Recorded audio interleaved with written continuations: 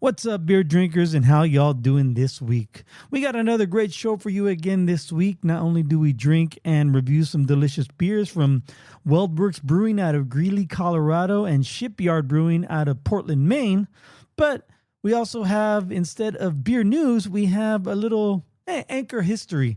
Like I said last week, or like I mentioned last week, I was going to look up a little bit of Anchor Brewing and give their history, kind of how they started. I even go into what steam beer was, because I had no idea. I thought I did, but nope, I was wrong. And anyway, so we talk about that a little bit and some of their current, and hopefully they'll bring some other ones back from obscurity, or from their recent demise.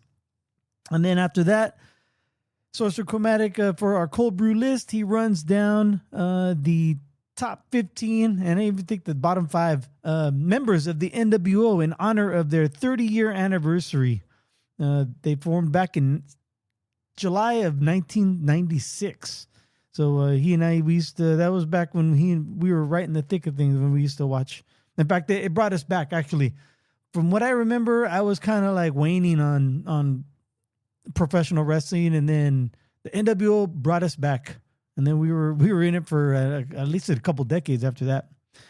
Let's see, and then we rate our beers on Untappd, and let me go back real quick. When we talk about Anchor Brewing, Sorcerer Chromatic brings up a tap room, or a tavern that they built across from Oracle Park. I forgot what it was called back then. AT&T Park. It was called what was now I'm blanking on it. The Yard. It was called The Yard, and we were trying to figure out what happened to it. Fieldworks out of Berkeley, California.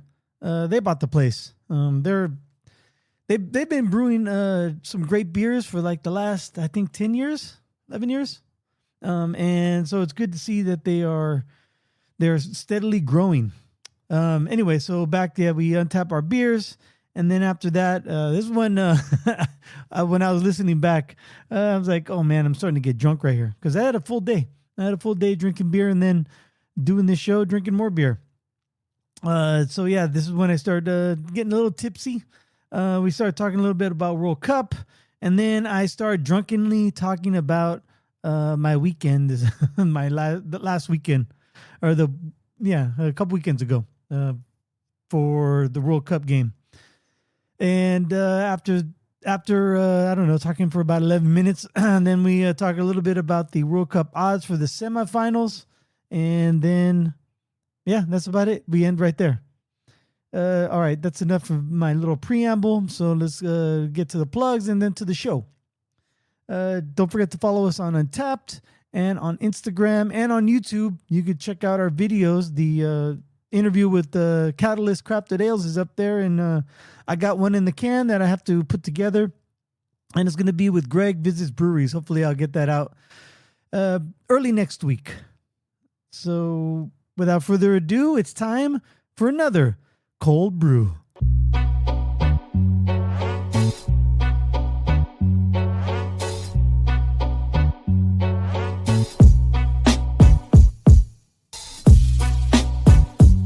Coming at you pre-recorded from Cold Brew Studios. I am Greg. He is Sorcerer Chromatic, and we're here to talk about beer. Yes, we are. How you doing this week, man? Oh, not bad. Not bad. Another week at it. Yep. Regular week, like the first full week after a short week, right, for you? Yeah. Is it tough for you at what you do right now to do a full week, or is it just whatever? Oh yeah, it's fine. It's okay. fine. I manage my workflow pretty good, where it's not overwhelming. That's good.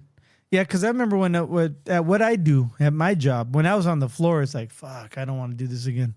But you got to do it, and then you enjoy the day off when you can. Now, like when I go into work, because now I'm in a leadership role, it's a little bit easier to. I'm like, it is what it is.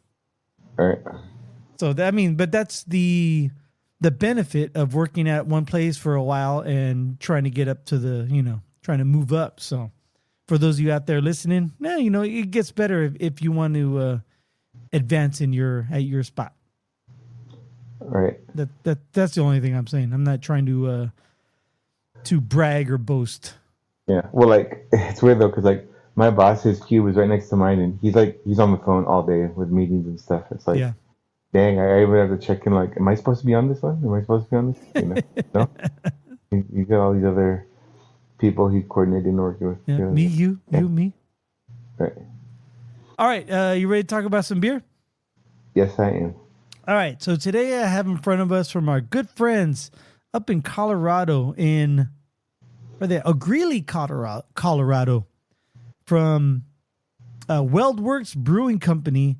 I have their extra juicy bits. Now, juicy bits. Hey, now it's a family show. Very true. Very true. It is. Juicy Bits is like their flagship hazy IPA, and they've won multiple awards with it. But they also have some variations. This is the variation. They have it extra. They have different hops, and this one is showcasing Cashmere. So this one's called Cashmere extra juicy bits, and it's a hazy IPA. Like I said, it comes in at where's it at? I thought I had it in, then I lost it. Dialed in beer, Weldwerks Brewing, brewed and double dry hopped with Citra, Mosaic, and Eldorado. And it comes in at 8.6 alcohol by volume. So without further ado, pop off. What do you got? I have from Shipyard Brewing. Oh, all right. Portland, Maine. Yes, the other Portland. Yes.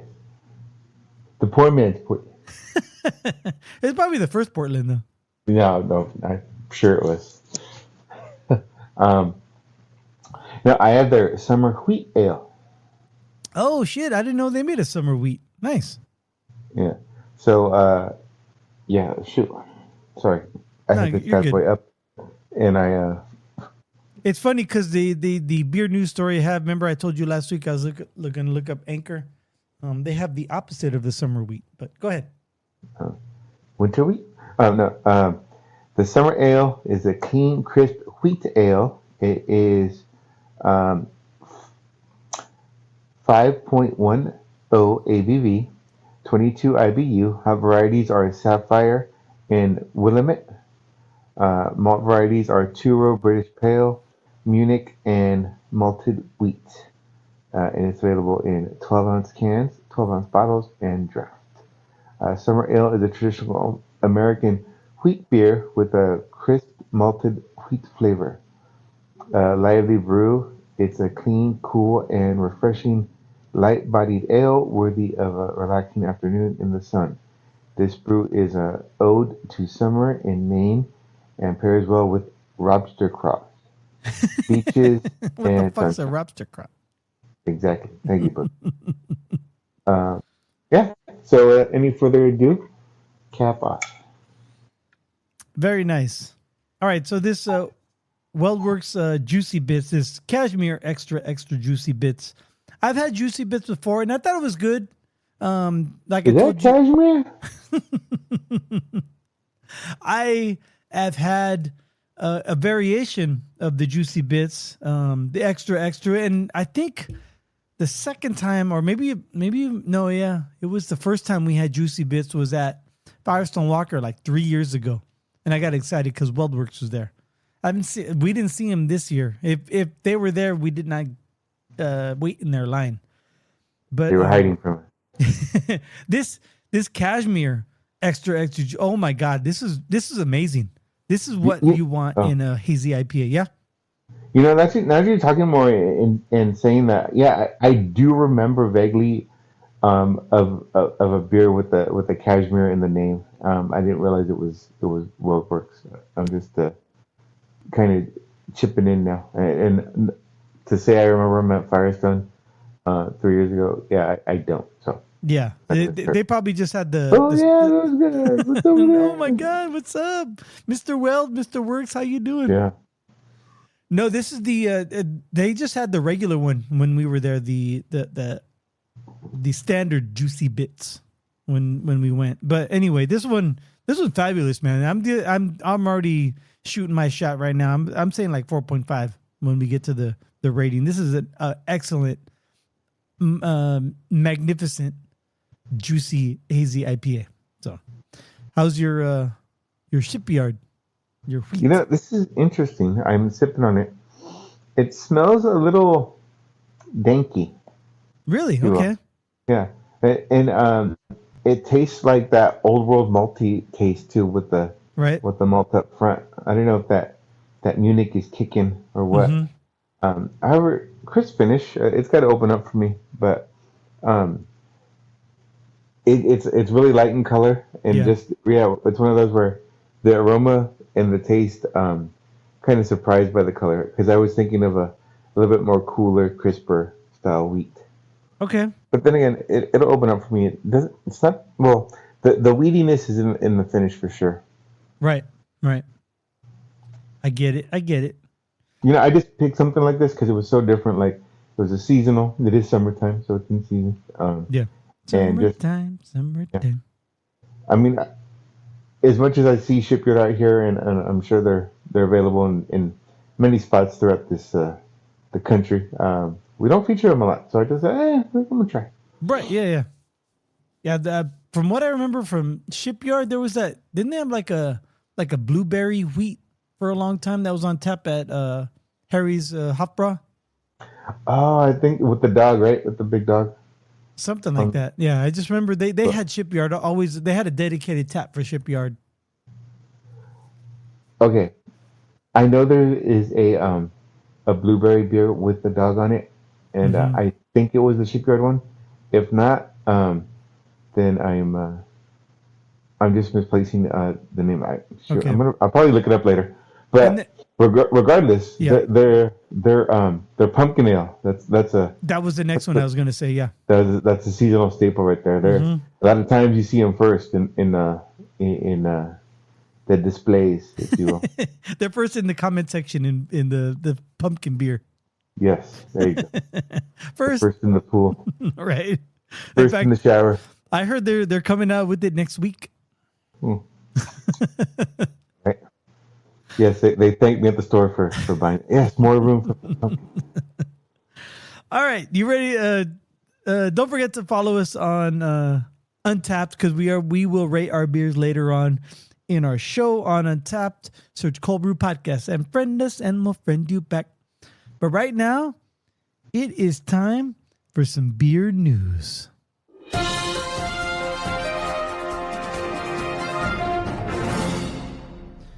All right, like I said last week, you and I were talking about Anchor Beer, and I thought Liberty Ale was their first beer. You were right; their steam beer was their first beer.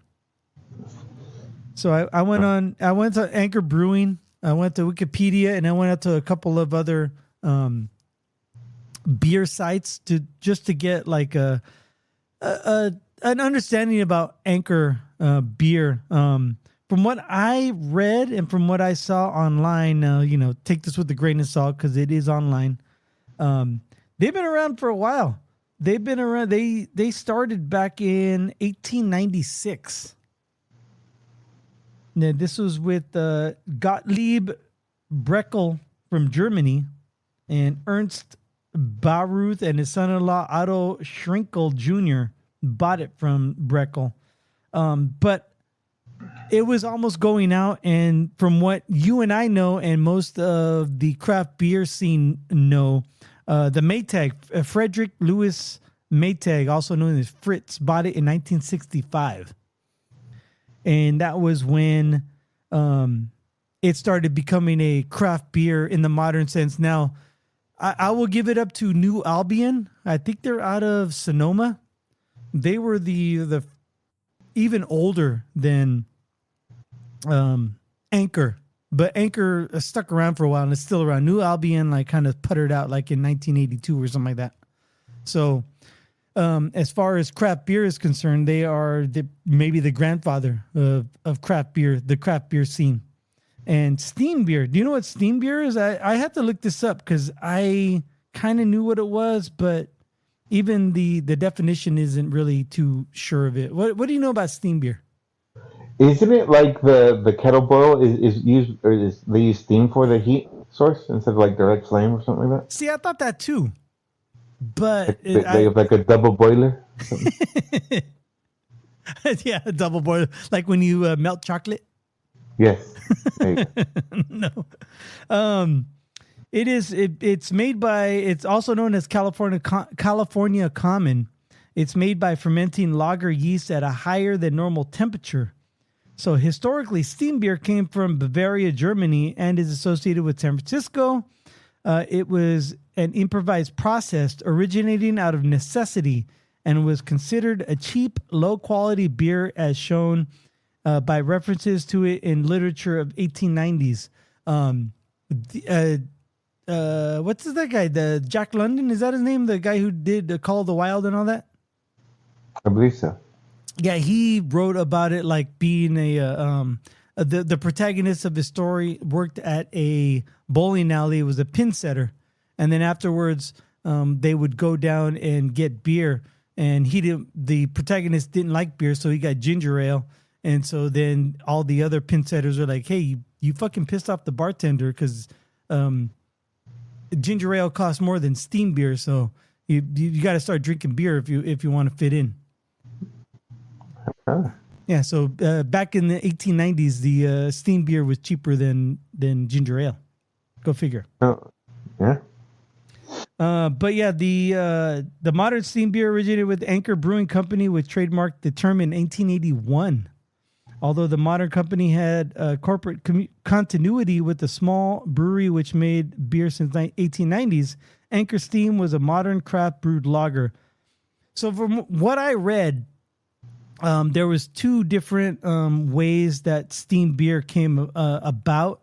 One of the stories was that they didn't have like a chiller in the brewery house, and they didn't have the lager rooms like they did in Bavaria.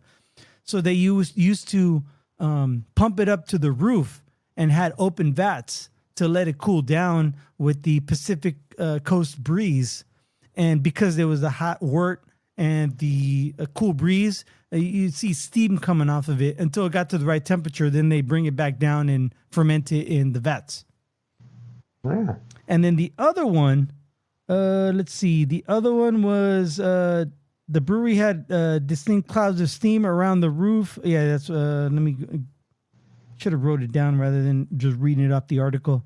It's also possible that the name or brewing process is derived from damp beer, literally means steam beer, a traditional German beer that was also fermented at unusually high temperatures, and that may have been known to 19th century American brewers, many of whom were German, especially Schrinkel or Burkel or whoever started Anchor Brewing.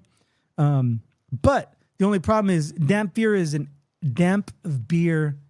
ale, whereas Anchor Steam is a lager. So they had a lager yeast that was able to ferment beer at slightly higher temperatures than normal lagering temperatures, which I think is like around 4 to 9 degrees Celsius, I think. Sounds about right. But anyway, so there's a little bit of a dispute on what where the steam beer comes from, whether it's from the traditional Bavarian damp beer or the fact that they had to cool it down up on the roof before they brought it back down. Nevertheless, they found some lager yeast that was able to ferment their beer at a higher temperature, which is why it was at the time considered cheaper, because they didn't have to go through the whole lagering process when it is brewed with the lager yeast. Does that make sense? A little bit. All right. So I know definitely they're doing it different than the traditional method. So right. Yeah. But when it comes to the beers, so the steam beer was first produced in 1896. So there you go. You were right last week when you said that was their first beer. You are right. And And then their Liberty Ale was produced in 1975.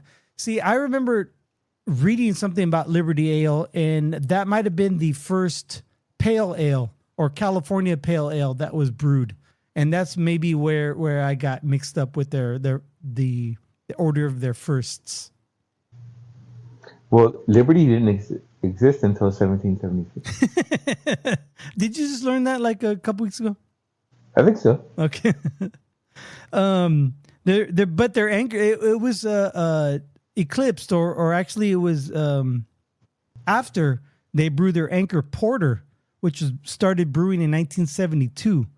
So the actual order is Anchor Steam 1896, and they didn't brew anything for like another 76 years until Anchor Porter in 72, and then Liberty Ale in 1975, and also Old Foghorn was first brewed in 1975, and that varies between 8 to 10%, and but that's a barley wine. So those are their first three beers. Steam was the first one, and then Liberty Ale and Old Foghorn came around in 1975. And then a few of their others that are still around is the Breckles Brown, Anchor California Lager, that was in 2012. Anchor IPA 2013, and Our Barrel Ale, which is 2009. Some of their seasonal beers that's still around that I kind of mentioned earlier was the Winter Wheat. That's their November to January wheat beer. Their Saison is their February to April Saison beer. Summer Wheat, May through July wheat beer. Their Red Ale is their August to October Red Ale. And then the Christmas Ale is their Christmas beer. Unfortunately, all those are retired. I'm hoping pretty soon, at least the Christmas Ale will be unretired in time for Christmas this year, if not 2027. Real quick too, they do have a good catalog. I had no idea about how many beers they had or they made until well, put it this way: the only time I seen like all of them available was gosh, it must have been like whenever where the Giants play now, they call it Oracle Park. Yeah. Wherever they opened that little place across the cove, when they first opened it, it was called the Yard. The Yard. I don't know. It's been rebranded. Unfortunately, it's been rebranded so many times. But the Yard, the brewery featured there was Anchor Steam, and they had all of their stuff in there. They even had that one beer that starts with the Z. I forgot what it's called. Let me hold on. I think I know what you're talking about. And I know Gordon Biersch used to make it too. Is I Master? I think so. Because it was a series. They had a lager, a mild, a stout, farmhouse ale, a pale ale, and another ale, sour mash IPA, and a cherry ale. But it was like a series, a Zymaster series. So that might be what you're thinking of. Right. Well, then I don't know which one of the series they had there, but at the time you went, yeah. Yeah, but my point is like they had so many of their varieties up there. They even had that one, you know. Yeah. I don't know. They're coming back though. I'm excited. So we think, right? We hope. Hopefully, yeah. Hey, real quick, the Shipyard. It's called Boatload Berry Wheat Ale, and unless you look at the can art, you know, you don't realize it's blueberry, but they also got in the pictures. They also got blackberries with it too. So, really? Okay.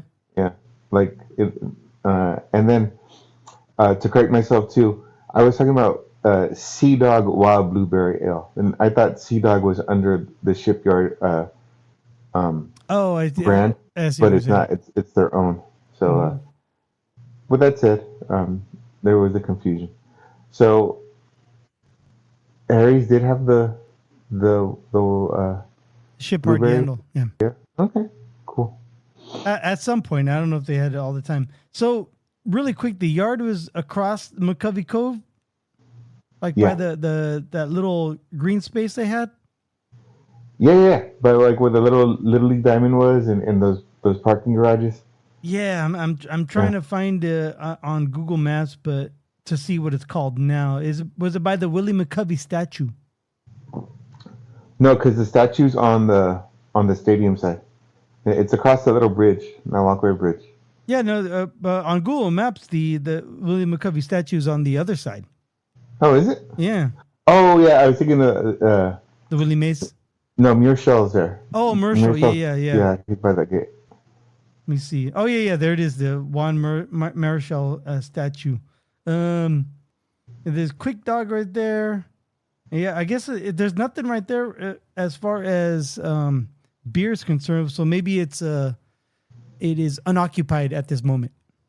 Oh, But not that Google's the most foremost authority on beer. say that again.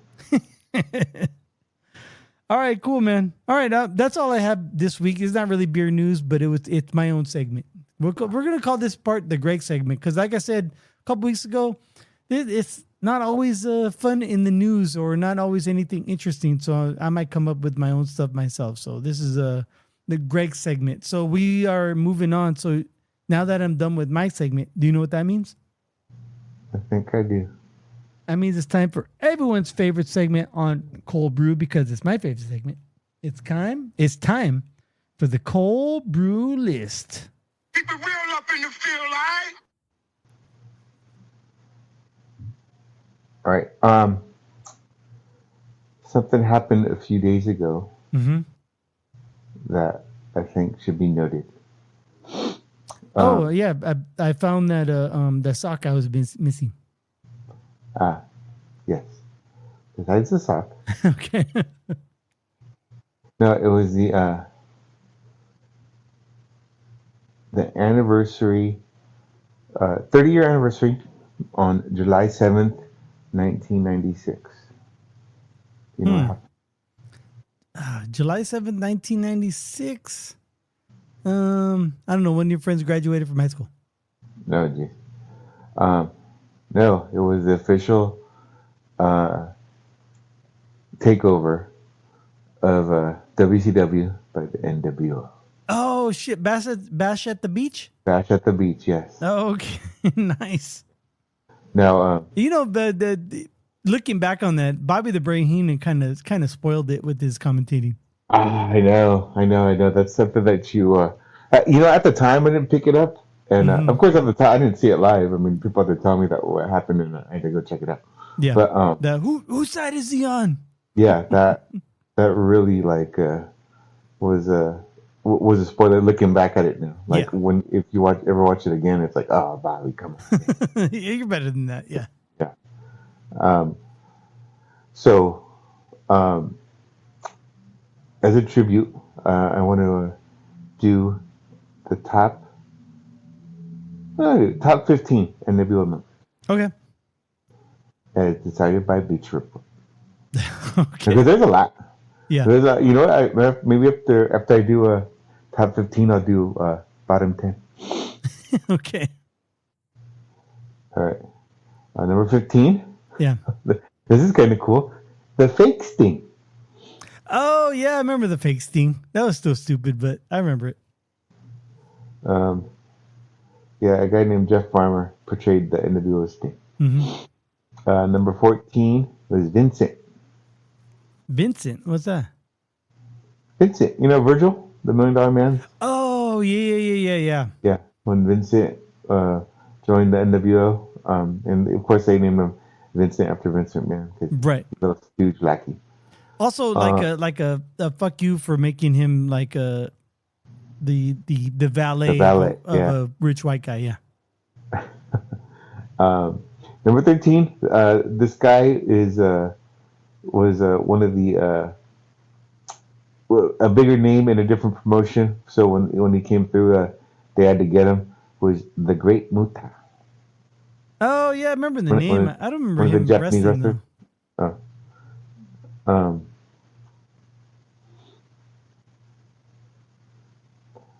Number 12, Kurt Hennig, the Perfect. Oh yeah. I liked him as Mr. Perfect. I didn't really care for him as Kurt Hennig. I get what you mean. Number 11, Buff Bagwell. Oh, he was great. I love Buff. Hey, remember when he did those drop kicks? Did you see the height You on saw them? how high it was, bro. He was so great. He was a great heel. He was one of the best. I think he's underrated Yeah, as a heel. yeah. Because he was maniacal and stuff, but then he would bump like crazy. You know, he'd totally Yeah. sell it, and you know, uh, Oh, and then he beg and plead in the corner on his knees yeah. and everything. I'm sorry. I'm sorry. I'm sorry. I'm sorry. Number 10, Dennis Rodman. Ah, well, I mean, that was a great crossover, but yeah, I wasn't too thrilled with Dennis at the time. Number 9 is 6. Heyo. Oh yeah, all right, 69, bro. Or dude. Yeah, I mean that was that was. It just took a while because they were the friends in WWE, right? Yeah, well, the click. Yeah. Number 8, Conan. Oh shit, was he? I thought he was the L.W.O. No, he might have been later, but Okay. yeah, he switched over. All right. Or yeah, he was N.W.O first. Mm. I heard, I don't know if he passed, but I heard like he had to have his legs amputated or something like that. Sad.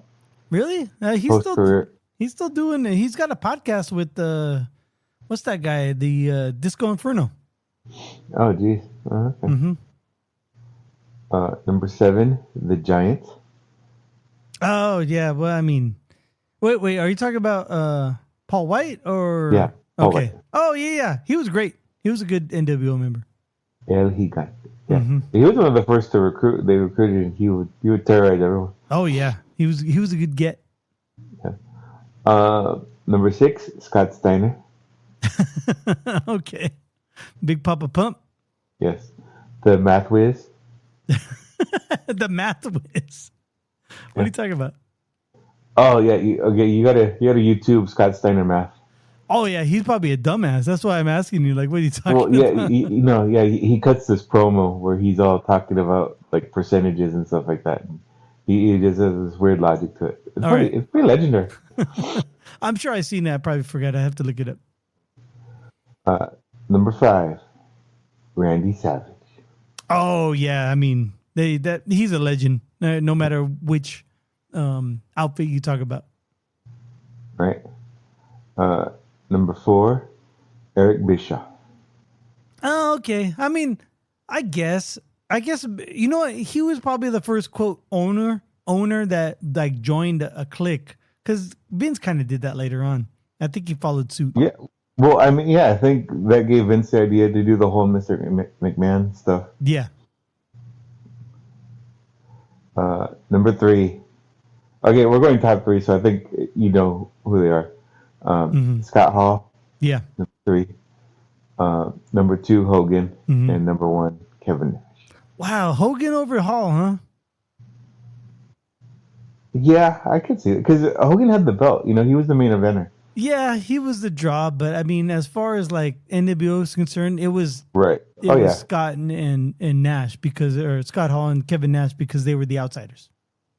Yeah, the outsiders gave them their swag and their kind of the mission statement. And their promos were the fucking best, man.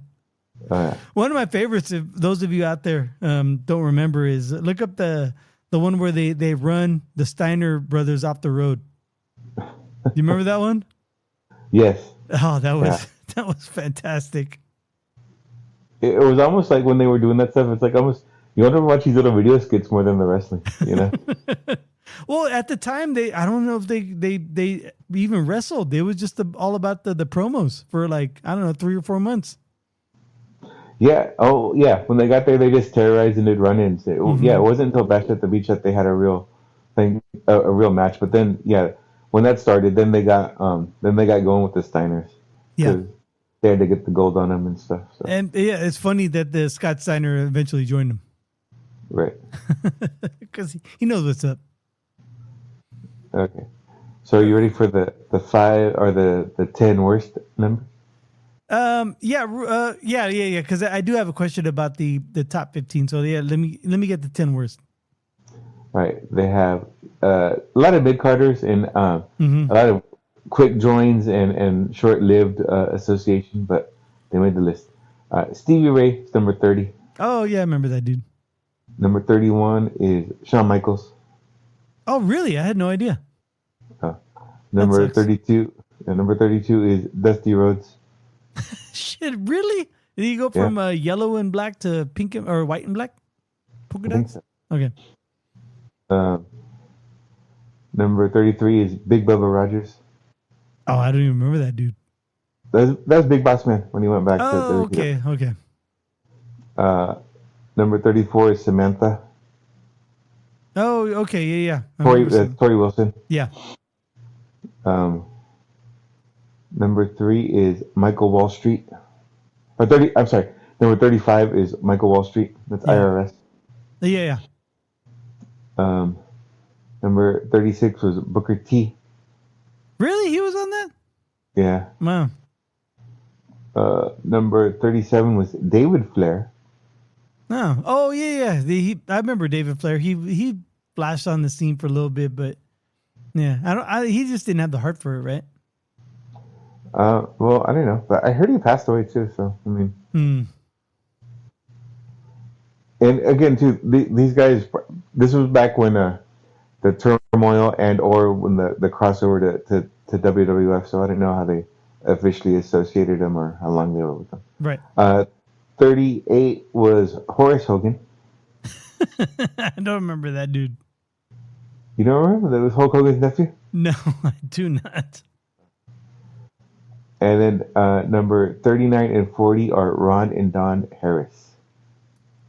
Oh, that rings a bell, but I can't picture him in my mind. They were the DOA, the two ball-headed guys. Oh, okay. I remember DOA. Was it 8 Ball and Numbskull or something like that? Or yeah, but I don't remember them in the N.W.O at all. So they must have appeared for a promo and left or something, or had one match and done. Pretty much. Who was your favorite N.W.O member? Oh, Hall. Oh, okay. Yeah, me too. I'm digging Nash now because him and Hall were such good friends. So Nash's podcast is I don't listen to it every week, but every once in a while I dip in, and it's just good to hear those old stories and the way he talks about Scott Hall all the time in a reverence that I would never know because they were like best friends. For sure.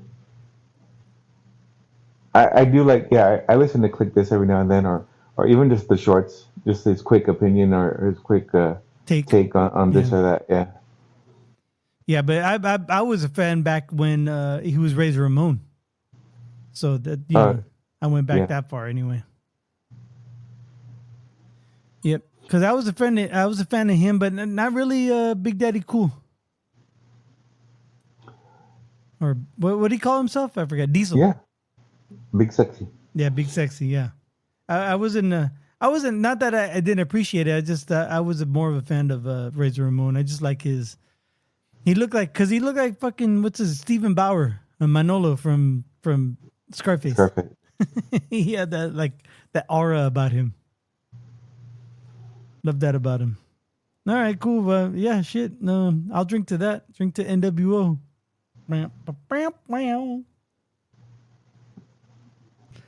Cool, man. How's your beer treating you? Good. Sipping away. Cool. We are going to rate our beers right now on Untappd. I'm going to look yours up. I know you had Shipyard, and it was their winter wheat? Summer wheat. No, summer wheat. All right. Summer wheat. Let's see. No, they in Untappd. I have it as their serious summer wheat, their key line summer wheat, or just summer ale. No, this one's a summer wheat. Oh, really? Okay. Shipyard summer wheat. Their summer ale is a wheat beer. There you go. Yeah, it's got a little lobster on the. Oh yeah, holding a mug. Yeah. Oh yeah. Okay. So Untappd just has it listed differently. That's all. One All in right. the same. What would you like to rate this beer at? I'm gonna give it a 3.25. All right, it has an overall rating right now of 3.33, so you're right there with everybody else. Two of our friends have rated it for a average of 3, so 3.25. And what nose would you like to leave? I would say malty. Mm-hmm. Um,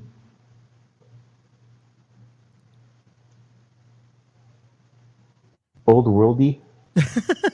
Old. How do you spell that? World. I'll Try put it. Try it with the D. Thank you. And what else? Anything else, or that it? And crisp.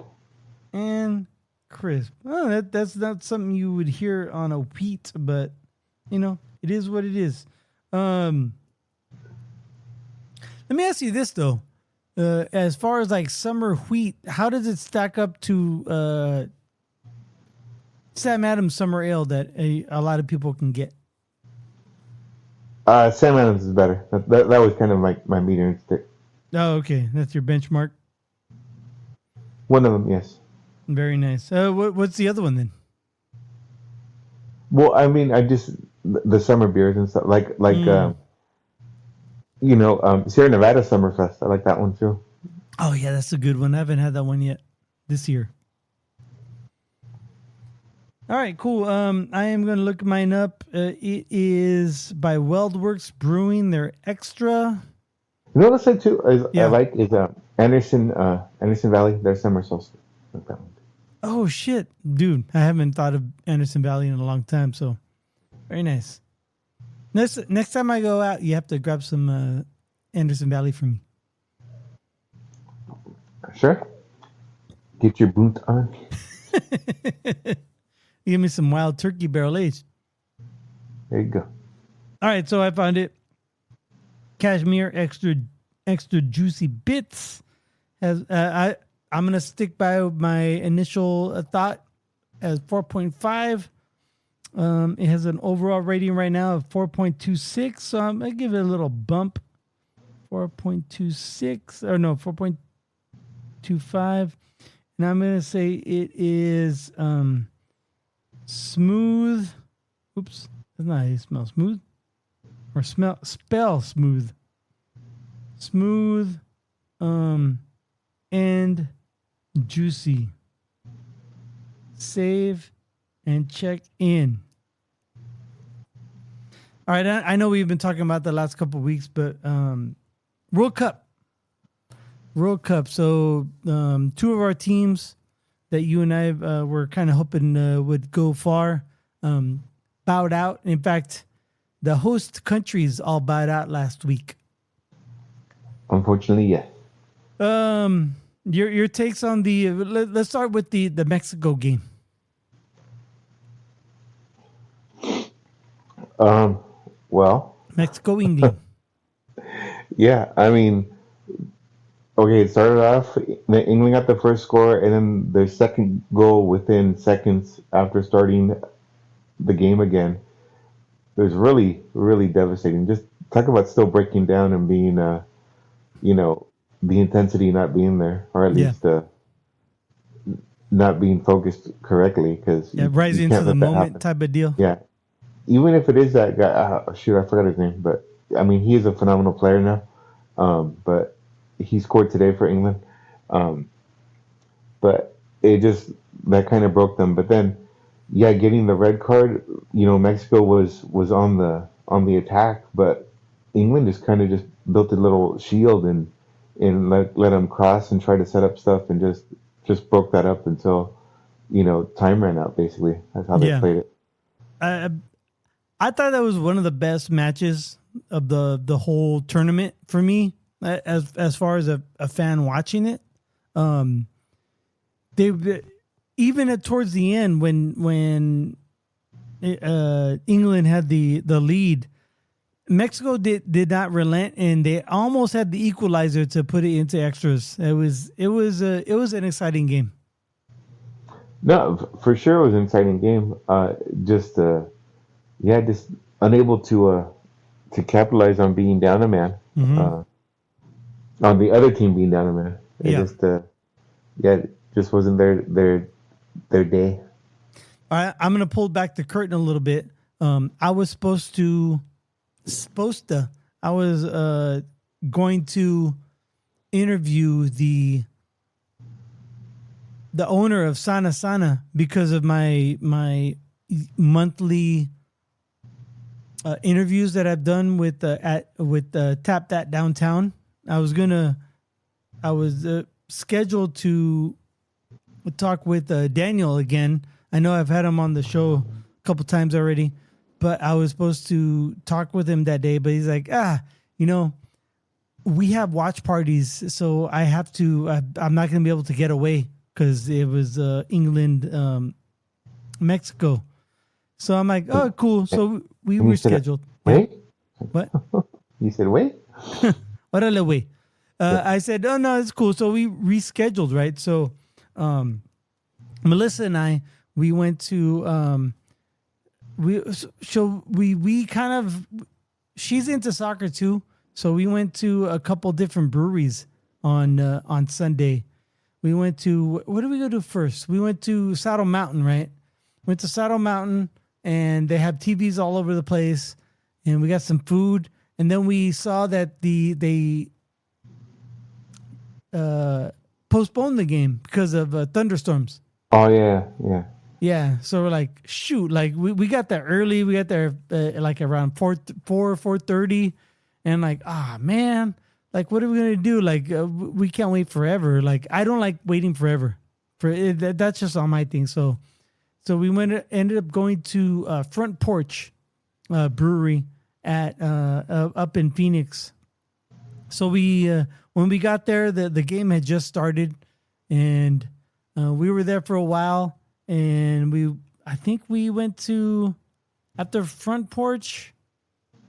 Oh, I said, let's go downtown and just be like close to Sana Sana Cerveceria because they have a watch party.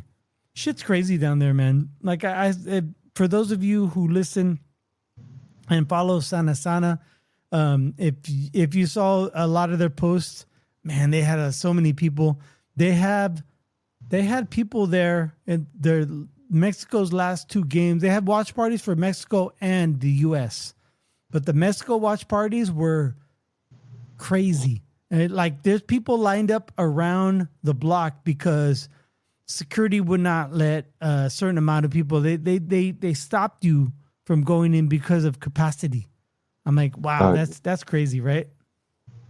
Yeah. But so Melissa and I went down to Phoenix in downtown, and then we went to Greenwood Brewing. So we went to Greenwood. We saw the end of the Mexico England match. Unfortunately, it did not go the way we wanted it to because we were pulling for Mexico. But good for them. You know what? For those of you out there who don't know, Jude Bellingham, he's a really good dude. That's the player I'm talking about, Bellingham. Yeah. He's the one that scored that second goal that like in no time at all. Yeah, not like Harry Kane. Harry Kane's a fucking asshole. But Jude Bellingham, he's a overall good dude. Doesn't that sound like a guy trying to pass with him like bend over? But, you know, Harry Kane. Yeah. Hey, you want to see my Harry Kane? Exactly. There you go. No, but that's a good dude. I mean, as far as like as a human being wise, yeah, check me. As far as human being, he's a good human being. So if that guy does well, I'm happy for him. I don't want his team to win, but I do like that guy. Anyway, so yeah, so check this out. So we were there downtown. The Mexico game just stopped. I know that both owners from Sana Sana, but I wasn't about to like, hey, can we get in? Because I don't want to be that guy, right? So, right. You ain't nobody special. Really, because I mean, like I'm spending just as much money as the next person. It's not like I'm anybody special, right? But Melissa and I were like, hey, let's just walk by. Let's just see what it's like. when the game ended, because we saw a lot of people leave. So leaving past Greenwood. So I'm like, yeah, let's just go up there. So we got in the line. I'm like, oh my God, this line is forever. I'm like, you know what? I'm good. We already had a couple beers before we got here. You know, I don't need to get in this line. Maybe, and I already talked to Daniel. He and I scheduled for the 19th to have our tap that downtown conversation. Let's just walk by. Let me get some pictures, right? So we were walking by the fences around the whole place and taking pictures, and it's got a couple videos. And then I see some friends of mine, Natalie and Rachel, because they volunteered to pour beers. So, you know, bless their hearts. They're volunteering. They're not getting paid. They're just trying to help out. And I saw Natalie. And Melissa knows Natalie too, and so like we're like, hey, we flagged her down. Hey, like come over here towards the exit, just so we can say hi. I want to say hi. How you doing? Good to see you, and leave. And Natalie was like telling the security guard, oh, let him in, let him in. He's like, no, I can't let anybody in. And just so happened Daniel was right there, and he's like, oh no, yeah, they're good. He's like. What do you mean? He's like, oh, I'm the owner. Like, they're fine. They can come in. So I was able to get into the Sana watch party after the game had ended. But it was still fun, man. Dude, that place was fucking lit. In downtown for the watch party, it was about as lit as San Pedro Square in San Jose. Oh, okay. I stayed away from San Pedro, but I know, yeah. But yeah, without the shenanigans. Okay, two things. Number one, I thought two possibilities were going to happen. Mm-hmm. Number one, that Natalie guy she got you in, or that Natalie lady got you in to recruit you to volunteer to pour beer. Right? Yeah. Or just at the wrong point in this scenario. In this outcome, in this scenario is. That Daniel guy walks by and goes, hey, what the hell? Who do you think you are? Somebody? Get out of here. No. He'd ruin he'd just have like the whole, like, who's this guy think he is? Type of attitude going on right now. I know, right? Yeah. No, we were just at the right place at the right time with the right people there. So, yeah, it was fun. Dude, that place was amazing. Every single Mexico match, I wish I was there to watch the match. Melissa and I talked about going down there and watching it on Sunday, but man, if we didn't get there early enough, we would have to be outside. And in Phoenix in July, when it was like 105 at the time, I'm like, that's not a good prospect for me. And she agreed. So we kind of like, her and I, our kind of plan for the day was just, hey, let's just try to be around there and try to participate in the celebration, because we were really hoping Mexico would win. It did not go that way, but we were there for the festivities, and it worked out fine. It worked out great. Well, that's cool. Braver than me. And one more thing, the U.S. game. Man, that I knew Belgium was gonna win. Like if I had put money on the game, which I didn't because the odds were so terrible for Belgium to win. It went worse than what I thought it was gonna go. Oh gee. Only because man, the keeper, when he came out and he kicked the ground for the third goal, I'm like, that's it. Our team has no fucking chance in this round. I was kind of hoping that maybe we could skate by, but you know, had the U.S. won, then we would have to play Spain, and there was no way we'd beat Spain. But I said that last week, so. Yeah, I mean, what's it called? I mean, you talk about like surviving and advancing a game is cool, but there's that much better of a team waiting for you on the other side too. So I know, right? Cool, man. So that was fun last weekend. To go to a few breweries and watch some soccer, and so there's 4 teams left. We have Spain versus France and Argentina versus England. Yeah. I put money on Spain a couple rounds ago, so I'm going for Spain. Who's your team going forward? Not loyalty wise, but betting wise. I would go France. Yeah, I know they are the favorite. You know what? Let me look up the odds right now on Untappd, or no, on on Untappd. I have FanDuel, I have Caesars. I go to FanDuel. Let me see here. World Cup and futures.